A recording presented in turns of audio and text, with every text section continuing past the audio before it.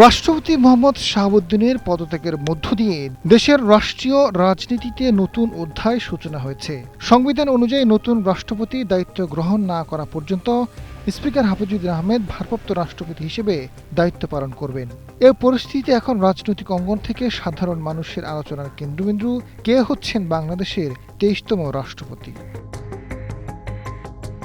নতুন রাষ্ট্রপতির মেয়াদকালে অনুষ্ঠিত হওয়ার কথা পরবর্তী জাতীয় সংসদ নির্বাচন। ফলে দেশের পরবর্তী রাষ্ট্রপতি কে হবেন তা এখন রাজনৈতিক সমীকরণ ও ভবিষ্যৎ নির্বাচন উভয় দিক থেকে বিশেষ গুরুত্ব বহন করছে।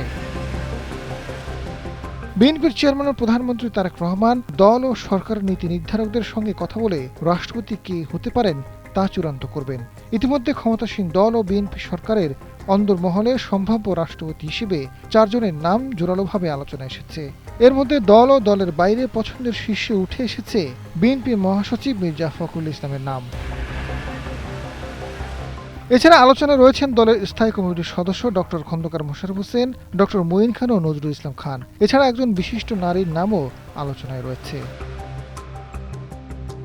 এদিকে ভারপ্রাপ্ত রাষ্ট্রপতির দায়িত্ব পালন করা হাফিজুদ্দিন আহমেদই রাষ্ট্রপতির দায়িত্ব পালন করবেন এমন সম্ভাবনা প্রবল।